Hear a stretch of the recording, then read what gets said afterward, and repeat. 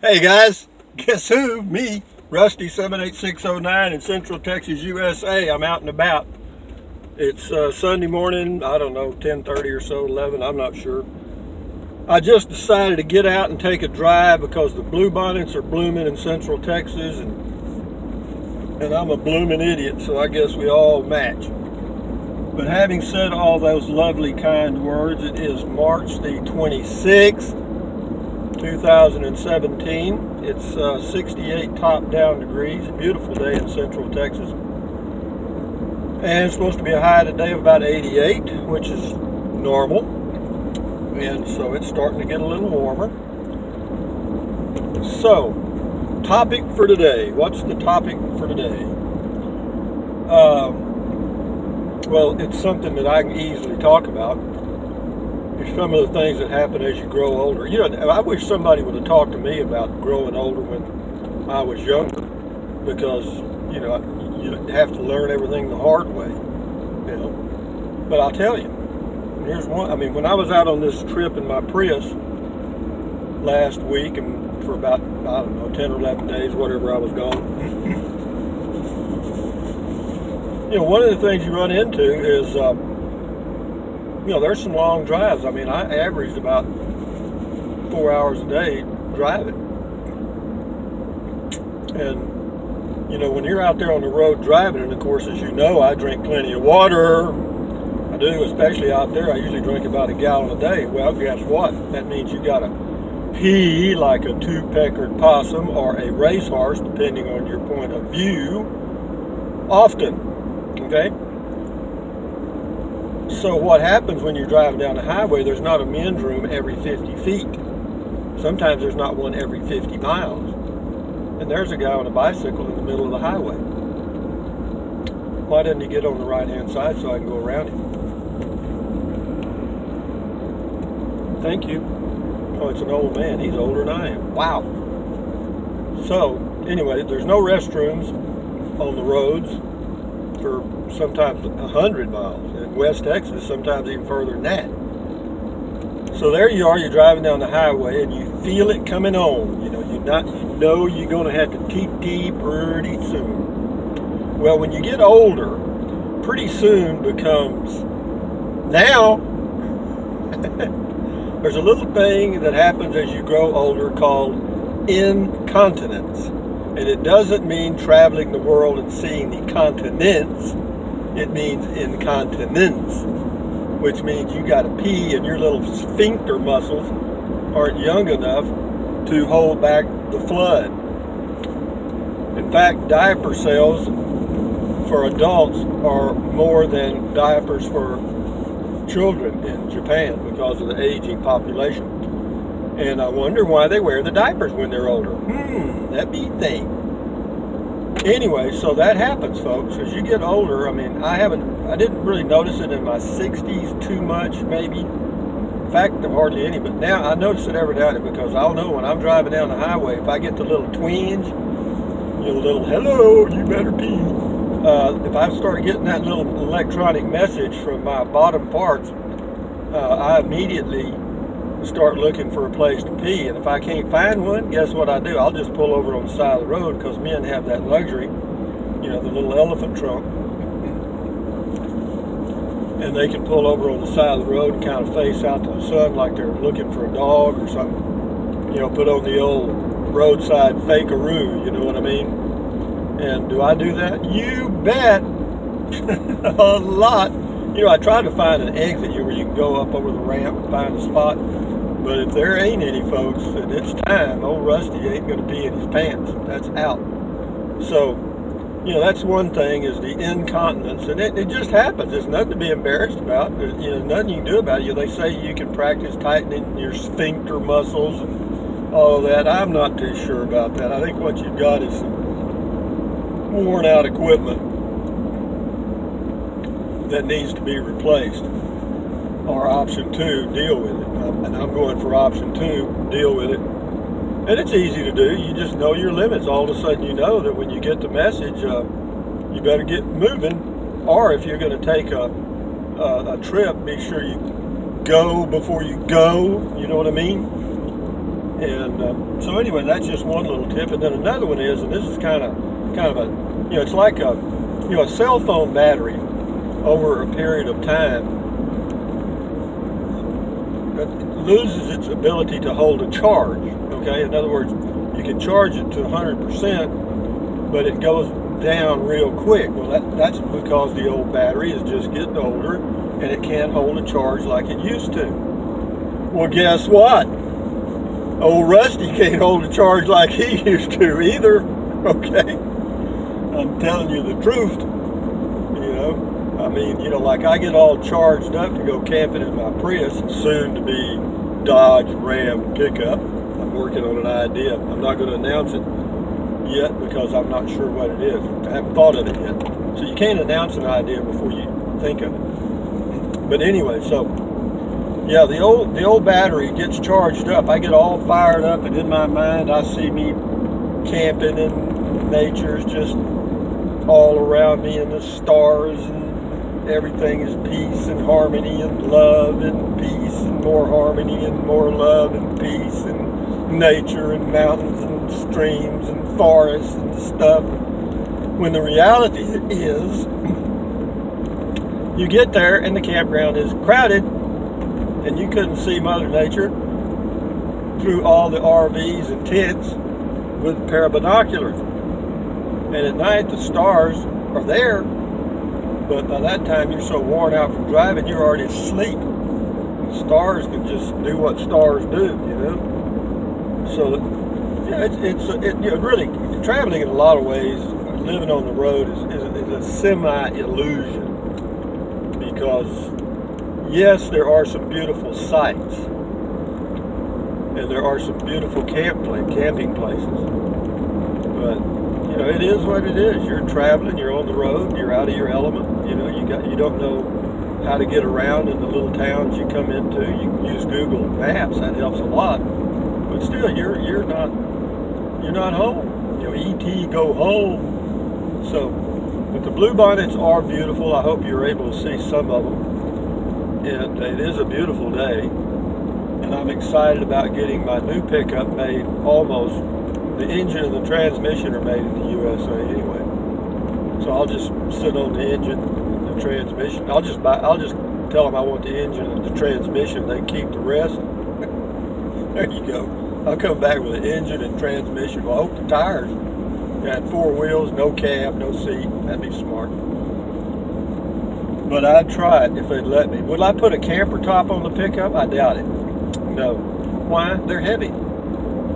They're heavy, and it's there. Yeah, you can take it off if you're Hercules, which I'm not, and I'm not going to take a chance on pulling a muscle at my age. So, no, I don't know. I've got a semi plan. I remember, I had a Ford pickup years ago when I lived out on Terlingua Ranch, and I actually slept in the back of that pickup many nights. Okay, many nights in Mongolian means my friend. Thought you might want to know that. But anyway, I did sleep in my pickup, and of course I didn't have a cover on or anything. I just slept in the open, just like you were laying on the ground, except you were laying it back in the pickup. I had a little cot, a little air mattress, and I did it several nights. The downside of it was, of course, you had the insects, and then early in the morning, even out in the desert, you'd still get a little dampness just before sunrise. So that was a little uncomfortable, but I enjoyed it, and the main reason I enjoyed it was anytime during the night that you woke up and looked up, you just saw billions of stars. I mean, you could take a walk by the starlight out there. I loved that. It was clear at night, dry, very little humidity. And will I do that in this Dodge pickup? I'm working on a plan to almost do that. Almost. I've got a almost beginning of an idea. That's what you got to do. And I've mentioned this before. If there's something you want to accomplish, first you start gathering all the information related to that topic or that challenge that you can. Everything you can think of, no matter how remotely related it is, you drag it in. and you put it in your mind. And then once you get all your ingredients in, which usually can take a couple of days or so, then you let those ingredients bake in your little oven, your brain, for a few days. And I got to tell you, you will be amazed at what that old brain can come up with. Now, sometimes you may not like, you might not want to do it, but you'll come up with some good stuff. I got that from a professor at St. Mary's University named Paul Gales, G-O-E-L-Z, genius. I was in one of his senior classes on business policy in 1972, and you got into that class by invitation only. He was dean of the business school, and how he picked me, man, I do not know. But I learned more in that class in one semester than probably most of my college years combined, because he really challenged your mind.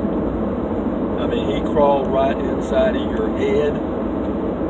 You know, I'll give you an example. My degree plan was Bachelor of Business Administration with a major in accounting. The first day of the business policy class, and I've told this story before, some of you probably remember it, but the first day of the class, again, you had to wear a suit and tie to his class. You had to wear a suit and tie and black lace-up shoes. Yes, because you were a businessman. And in 1972, that's what businessmen looked like. So there you were, sitting there thinking how important you were in your nice new suit. Particularly me, old country boy from Kennedy, Texas, like a fish out of water. And he walked around the room, and all of a sudden, he just pointed to this one student. I don't remember his name. He called him Mr. Jones. He said, "Mr. Jones, you are a senior majoring in business. You're going to get a degree, a Bachelor of Business Administration. Mr. Jones, what does it mean to administer a business?" Well, Mr. Jones did about as good as I would have done. He froze up like an ice cube. And Dr. Gales looked around the room and he said, "Would anyone else like to venture a guess?" And of course, everyone the first day is rather shy, particularly in the presence of God. And he said, "Well," anyway, he gave us an assignment. We had to figure out what it meant and give a full report at the next meeting. And the class sessions weren't called classes, they were called meetings, like boardroom meetings, board of directors meetings. Yeah, what does it mean to administer a business? God, my mind was racing, my brain almost fell out on my desk. But having said that, guys, as you grow older, the things you enjoy, in my opinion, become simpler. For me, they have.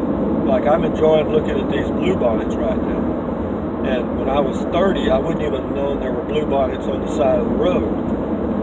And that's the way life is. Is that good or bad? No.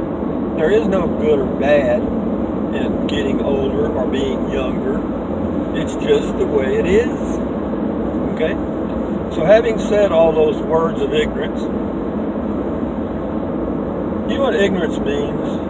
It just means you don't know something. It doesn't mean you're stupid.